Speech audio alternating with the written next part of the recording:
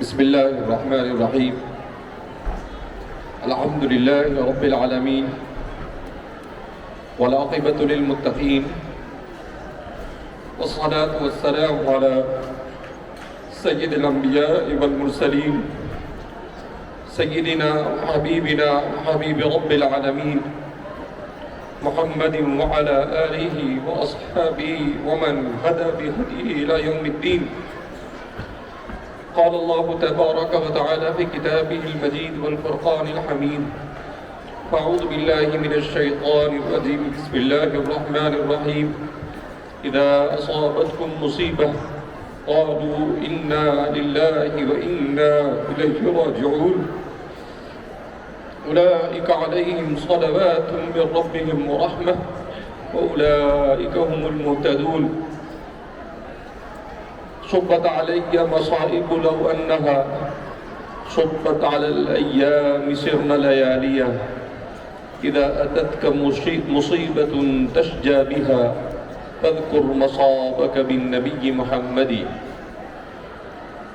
عزیز طلبہ،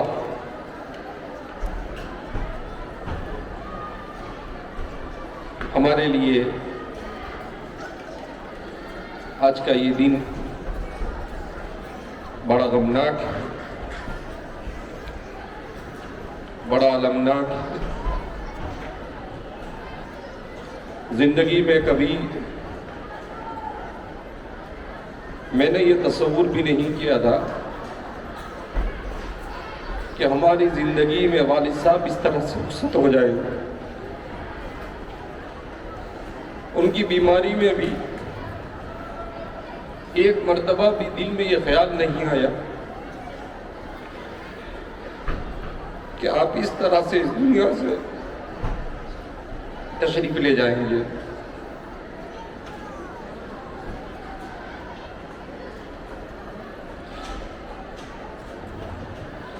اللہ رب العزت نے جن خوبیوں سے آپ کو آراستہ کیا، وہ خوبیاں خال خال ہی اس زمانے میں لوگوں میں نظر آتی ہیں. نبی کریم صلی اللہ علیہ وسلم نے ارشاد فرمایا: الانبیاء لم یورثوا دینارا ولا درہما وانما ورثوا العلم ومن اخذها اخذ بحد وافر. کل ہی ہم بھائی بیٹھے ہوئے تھے تو میں نے کہا کہ ہمارے والد صاحب نے اپنی میراث میں نہ کوئی دولت چھوڑی، نہ کوئی جائیداد چھوڑی، نہ کوئی گھر چھوڑا. کوئی چیز ایسی نہیں چھوڑی جس کو تقسیم کرنے کی نوبت آئے. آپ اندازہ لگائے کیسے عظیم انسان تھے جنہوں نے اتنے عظیم عظیم کارنامے انجام دیے، مگر دنیا کی طرف نظر اٹھا کر نہیں دیکھا. ایک مرتبہ میں سفر میں تھا، ڈیزل ڈالنے کے لیے گاڑی کھڑی کی ڈرائیور نے، تو کہا کہ حضرت ڈیزل کے لیے پیسے چاہیے. میری بالکل نئی شادی ہوئی تھی، تو والد صاحب نے کہا کہ میرے پاس تو پیسے ہیں نہیں. پھر مجھے پوچھا، میں نے بھی ٹٹولا ہاتھ، جیب میں کچھ بھی نہیں. میں نے کہا میرے پاس بھی نہیں. پھر ہم نے اپنی اہلیہ سے کہا کہ بھائی تمہارے پاس پیسے ہیں؟ تو انہوں نے کہا 500-1000 روپے پڑے ہوں گے. تو وہ دے دیے. تھوڑی دیر آگے چل کر رو کر مجھے کہنے لگے مجھے بڑی خوشی ہوئی. میں نے کہا کس پر؟ کہا کہ میری اولاد کو بھی دنیا کی محبت نہیں ہے. ڈانٹا نہیں انہوں نے کہ سفر میں ہو پیسے لے کر نہیں نکلتے ہو، نہیں. کہا تمہارے جیب میں بھی پیسے نہیں تھے. یہ سن کر مجھے بڑی خوشی ہوئی کہ مجھے اولاد کو بھی اللہ نے دنیا کی محبت سے دور رکھا ہے. تو اللہ کے رسول صلی اللہ علیہ وسلم کے اسی فرمان پر آپ نے ہماری تربیت کی. حب الدنیا رأس کل خطیہ، دنیا کی محبت ہر گناہ کی جڑ ہے. آج پوری انسانیت یہ دوڑ رہی ہے دنیا کے پیچھے، اور اللہ کے رسول صلی اللہ علیہ وسلم فرماتے ہیں حب الدنیا رأس کل خطیہ، دنیا کی محبت ہر گناہ کی جڑ ہے. جب ابھی میں بولنے لگا تھا تو والد صاحب نے اسی وقت مجھے یہ حدیث یاد کرائی.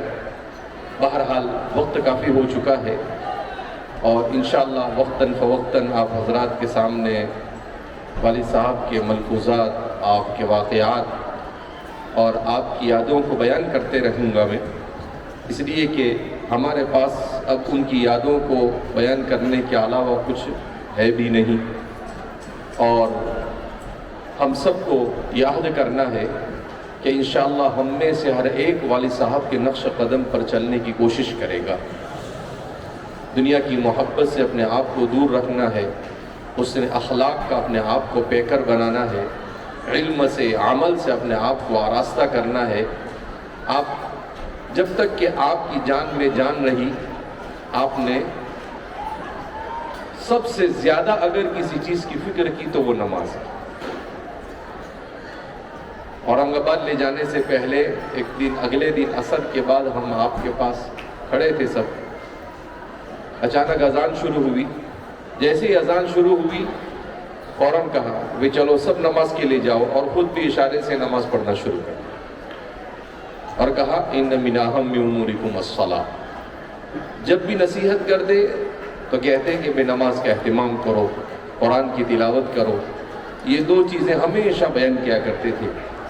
اور اللہ رب العزت نے آپ کو جو صبر عطا فرمایا، میری زندگی میں آپ کے جیسا صابر میری آنکھوں نے نہیں دیکھا، خدا پاک کی قسم. اتنی تکلیفیں آپ کو آخری 2-3 مہینے میں رہی، مگر جب بھی پوچھتا کہ ابا کوئی تکلیف ہے آپ کو تو فرماتے الحمدللہ، اللہ کا شکر ہے، سب اچھا. کبھی ایسا نہیں کہا مجھے درد ہو رہا ہے، مجھے تکلیف ہو رہی ہے. کبھی آہ بھی آپ کی زبان سے نہیں سنا میں نے. اللہ رب العزت نے آپ کو قابل رشک موت عطا فرمائی.